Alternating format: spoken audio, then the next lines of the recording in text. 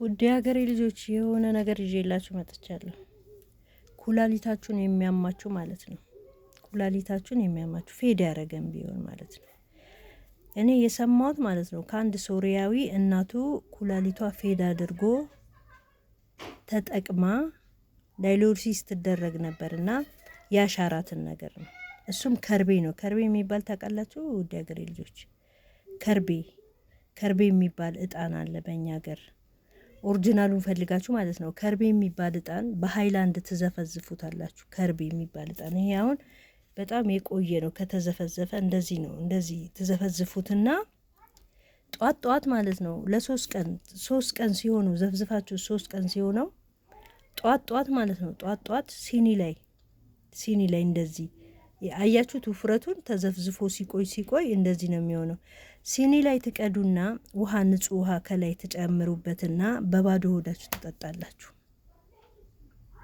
ለ15 ቀን የሚሆን ለረጅም ጊዜ የሚሆን ባይዘወይ ከርቤ የቆሰለ አንጀትን ራሱ ጨጓራን ራሱ ያድናል።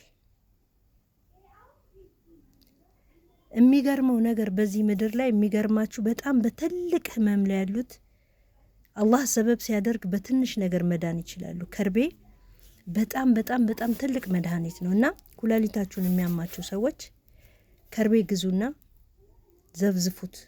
በሃይላንድ እቃ ዘፍዝፋችሁት ልክ 3 ቀን ሲሆነው ሲኒ ላይ እንደዚህ ጠብ አድርጋችሁ ቅድት አድርጋችሁ ውሃ ከላዩ ላይ ታደርጉና ትጠጡታላችሁ በባዶ ሆዳችሁ። ከዛ ከ1 ሰዓትም ከ2 ሰዓትም በኋላ ምግብ ትበላላችሁ። ችግር የለም፣ ሞክሩት። የምሬን ነው ምላችሁ።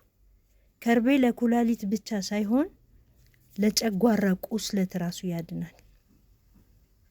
ይሄንን ማንም ሊነግራችሁ አይችልም። እኔ ሶሪያዊ ወጣት እናቱ ታማበት በከርቤ ድናለች። ሞክሩት ውዶችዬ። የሰማችሁትን በማስተላለፍ ያያችሁትን ለሰው ይጠቅማል የሚባለውን ነገር ሰምታችሁ ዝም አትበሉ። ሼር አድርጉ። ምናልባት ከኛ በጣም የታመመ ሰው ሊኖር ይችላል። በዚህ ሰበብ ሊድን ይችላል። ውድ ሀገር ልጆች ሰላማችሁ ይብዛ። አንዳንድ መረጃዎች ስናገኝ ይዘንላችሁ እንመጣለን።